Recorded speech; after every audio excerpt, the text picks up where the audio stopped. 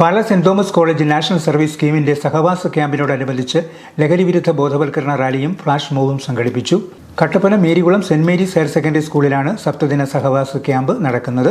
ജീവിതത്തെ നശിപ്പിക്കുന്ന ലഹരി പദാർത്ഥങ്ങളെ ഉപേക്ഷിക്കുന്നതിനും ജീവിതത്തിൽ നല്ല ശീലങ്ങൾ പുലർത്തുന്നതിനും ആഹ്വാനം ചെയ്തുകൊണ്ടുള്ള മുദ്രാവാക്യങ്ങളുമായാണ് NSS വോളണ്ടിയേഴ്സ് മേരികുളം, മാട്ടുക്കട്ട എന്നിവിടങ്ങളിൽ ബോധവൽക്കരണ റാലിയും മേരികുളം ടൗണിൽ ഫ്ലാഷ് മോബും നടത്തിയത്.